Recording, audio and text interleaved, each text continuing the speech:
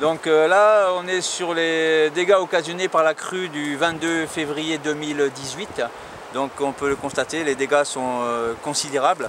Donc la décharge a dû être éventrée et perdre quelques centaines, voire des milliers de tonnes de déchets qui sont répartis sur maintenant 20, 30, 40, 50 km en aval de cette décharge. Nous, sur Pau, on avait monté une opération qui s'appelle Citoyens du Gave avec le pôle insertion du CCAS.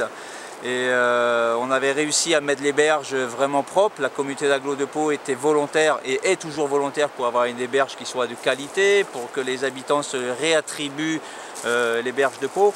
Et voilà, aujourd'hui tout le travail qu'on a pu faire depuis 3 ans est complètement anéanti. Donc tant qu'on ne prendra pas le problème à la source, c'est-à-dire traiter la décharge de bord vraiment de façon importante et conséquente, on aura toujours ce problème récurrent qui va arriver d'année en année. Et là on peut constater que la situation est vraiment catastrophique.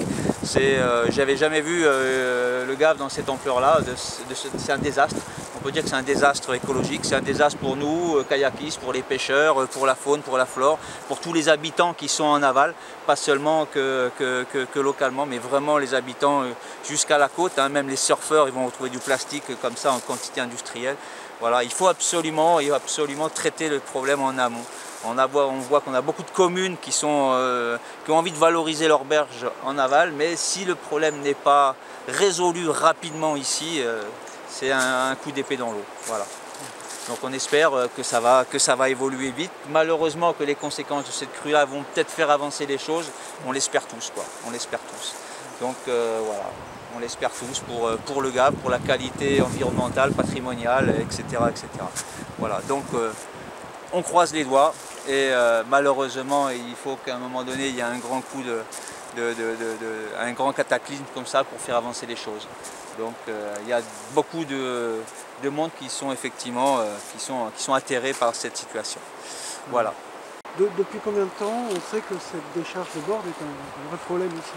Donc la décharge de bord, depuis la crue de novembre 2012, on sait qu'elle était vraiment en bordure de la rivière.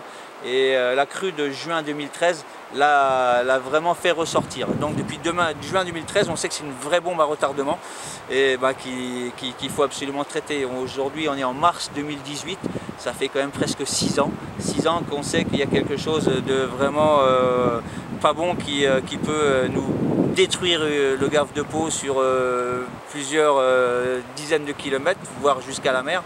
Et donc là, il faut agir, quoi. Il faut absolument agir très rapidement pour essayer de sauver ce qui est encore sauvable.